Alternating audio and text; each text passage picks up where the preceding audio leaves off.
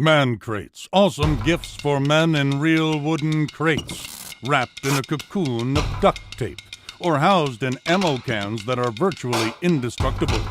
Some gifts he'll get to assemble himself. Some gifts you'll beg him to share. And some gifts are sealed inside layers of rock-solid concrete. Gifts guys love, from grilling gear to old-school video games and more. Man crates, awesome gifts for men. Hello and welcome into our new AP Top 25 segment here at Chat Sports. I'm Giorgio alongside Tom Downey. Tom, I'm excited to get into these rankings. Are you ready? I am too. Not too many changes, but enough worth discussing here. Yes, there is. And today we are brought to you by Man Crates. Tom, big fans of Man Crates here. These are awesome gifts that guys love. I'm talking college football barware, jerky grams, project kits, and much, much more. Head over to mancrates.com to get yours today. And with the holiday season coming up, making us ladies' lives so much easier, Man Crates is the way to go. Let's go ahead and get into those rankings, Tom. So at number 25, we have Boise State, followed by Virginia Tech, Northwestern, South Florida, and Michigan State. So 3 new teams in the AP version of the top 25 in Boise State, Virginia Tech, and Northwestern. Now remember, with Northwestern, they've been in the college football playoff committee for a couple weeks now. I don't really know why, but now they're 8-3. They're definitely worthy of that top 25 spot now because other teams have lost. Boise State was in the CFP committee last week. Now they get into the AP poll. Virginia Tech 8-3. They snuck back in after being in the top 25 for a good portion of this year. I'm a little surprised when it's this narrow with Northwestern and Michigan State. Northwestern beat Michigan State head-to-head.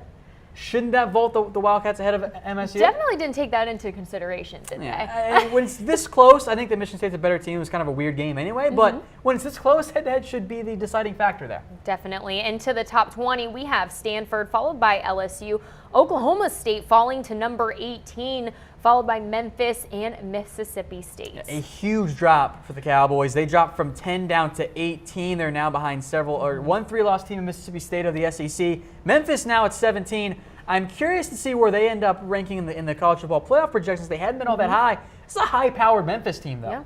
Of course, 16-17 with Mike Norvell and Dan Mullen, 2 names that have been linked to other jobs around the college football landscape as more coaches get fired. Well, at number 15, the Huskies, they're coming off a win against Utah, 33-0 with the last-second field goal. Yeah, Utah blew that game. Yes. If you guys watched our college football recap, they totally blew it. And the Cougars, they had a week off this week, but they sit at number 14. And the UCF Knights, they trailed Temple 10-7 early in the second quarter, but came back to life, pulled out with the win, and they're sitting there at number 13, jump one spot. Penn State at number 12. All these teams kind of rising up a spot because of the Oklahoma State loss. So Mississippi State, Memphis, and on all rose up one spot this week. There really weren't a ton of changes this week in the AP poll. Any takeaways from that Nebraska-Penn State game? It was not as close as the score indicates. Nebraska had 20 points in the final 6.5 minutes or so. That game was over by halftime. It's only a matter of time before Mike Riley is fired. Well, at number 11, we have the USC Trojans coming off a win against UCLA. Into the top 10, we have TCU. No Kenny Hill, no problem, apparently, right? Their defense shut down Texas Tech. I was very impressed by how well their defense played. They are tracking towards a Big 12 championship game against Oklahoma, a game that could end up ruining Oklahoma's chances. Because if TCU wins that game, tough break for the Sooners because they'd be in if they didn't have the championship game this year. Definitely. That was the issue last year. Might reverse on them this season. And at number 9, the Fighting Irish, they held on to beat Navy close. this weekend. It's a close game. Yeah, 24-17. At number 8, we have Ohio State. Any takeaways from that Illinois game? I think this weekend? Illinois sucks. Ohio State's really good. Like that's kind of what we knew. It was a tough week for a lot of these top tier programs outside of really Wisconsin because they played a bunch of bad teams, and that's kind of unfortunate because, well, what's the point? Yeah. Like it's kind of a down week for college football. Ohio State, though, they remain in very good shape as things stand currently to get into the college football playoff at number 8 right now. You got to think that either Auburn or Georgia, or really both, one of those teams are going to completely fall out of the race with another loss. Alabama, I think, could be an issue there if Ohio State loses there. Or if Ohio State wins, Alabama could be the issue if Bama loses a game.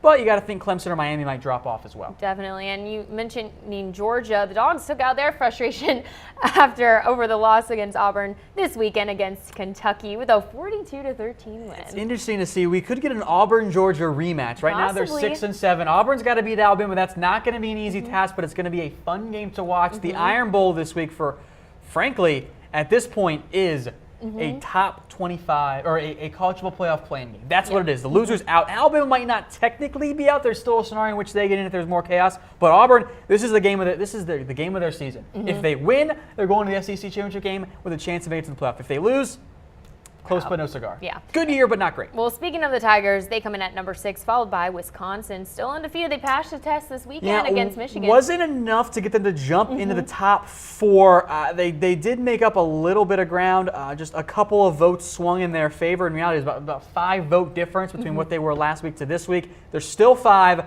I think that is an indication to me that maybe the CFP committee is not going to move them up to 4 once we reveal those to you 7 p.m. Eastern time on Tuesday here. Don't want to miss it. Chat Sports. So Wisconsin stays 5. The good news is, maybe they're a little bit underrated. The good news is, if they win out, they're fine. It doesn't matter. 4 spots. They're going to be okay. So now tell me about, at number 4, we have Clemson. Tell me about this one. Is this going to be a negative win in the new college football playoff It's just rankings? going to kind of be like, oh, they beat a team that they were supposed to by a lot, like whatever. It's actually going to hurt their strength of schedule. Okay. Like that's actually going to be a negative impact for them in that sense. Of course, teams ahead of them, Oklahoma beat Kansas, so that's going to drop off too. Right. So like, frankly, from a strength of schedule perspective, as bad as this sounds, the difference between Kansas and the Citadel is not actually that much. Which is bad for Oklahoma. So I don't think Clemson's going to drop in the committee. They didn't drop in the poll. I think the poll has it right with Oklahoma ahead of Clemson and Miami at 2. The committee felt differently. Yeah. Okay. And so speaking of Oklahoma, rare that I am agreeing with the AP poll. Yeah. I almost always agree with it. I know exactly. You have some strong feelings I always about yell that. at them at Twitter for not having the right version. Always. And at number 3, like you said, we have Oklahoma, followed by, they still put the U in undefeated. The Miami Hurricanes coming in at number 2 and sitting pretty at number 1. Yeah, kind of weird. They actually lost the first place vote this week. I guess at least one voter out there was concerned that they didn't look great against Virginia. They struggled early. They did, but this is what we've seen from this Hurricanes team. They have a tendency to play down to their level of competition. I mean, Georgia Tech, FSU. Sorry, Jordan. North Carolina. Like, they played down to those teams, but they have risen to the occasion against the likes of Notre Dame and Virginia Tech. So I think they get more credit there. 2 is the right spot for them. Right. I don't really think the difference between 1 vote or 2 votes. It's kind of funny. The second they start to slip up a little, they're like, oh, they're gone. It's kind of like they realize, oh, we got to play a game. Like exactly. they just kind of get focused again. Now. Right. Well, for those of you just joining us, we're going to go ahead and loop through our top 25, new AP top 25 rankings. So let's go ahead and start. At number 25, we have Boise State, followed by Virginia Tech, Northwestern, South Florida, and Michigan State. At number 20, we have Stanford, followed by LSU, Oklahoma State, Memphis, and Mississippi State. Into the top 15 is Washington, followed by Washington State, UCF, Penn State, and USC. At 10, we have the TCU Horned Frogs, followed by the Fighting Irish. At number 8, we have Ohio State, followed by Georgia, Auburn. And into the top 5 is Wisconsin, Clemson, Oklahoma, Miami, and Alabama. Don't forget to tune in next Tuesday, 7 p.m. Eastern Time, as the new college football playoff rankings will be released, and myself and Tom Downey will be there the moment they are revealed, so you don't want to miss this. And right here on Chat Sports on Facebook Live is the only place you can watch the rankings be revealed. So make sure to tune in this Tuesday, 7 p.m. Eastern Time. For Tom Downey, I'm Giorgio. We'll see you next time.